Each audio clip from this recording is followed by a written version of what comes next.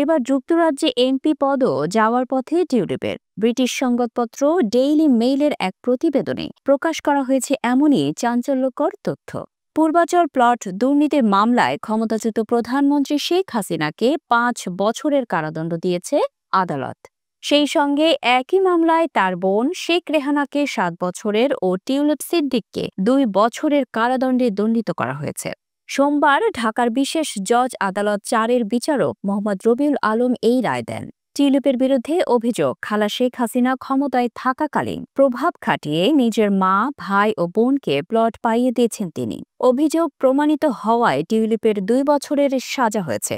শুধু তাই নয়, এই রায়ে টান পড়তে পারে ব্রিটিশ পার্লামেন্টের সদস্যপদ নিয়েও। আগেই দুর্নীতি ও অসততার অভিযোগ মাথায় নিয়ে ব্রিটিশ প্রধানমন্ত্রী কিয়ার স্টারমারের আস্থাভাজন হওয়া সত্ত্বেও মন্ত্রিত্ব ছাড়তে হয়েছে তাকে। রবিবার ব্রিটিশ সংবাদপত্র ডেইলি মেইলের এক প্রতিবেদনে প্রকাশ করা হয়েছে এমনই চাঞ্চল্যকর তথ্য।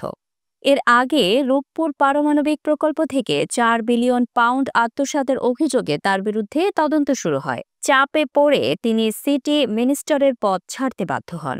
ডেইলি মেইলের আরেক অভিযোগ, লন্ডনের নিজ ফ্ল্যাটটির উৎস গোপন করে মিথ্যাচার করেছেন টিউলিপ।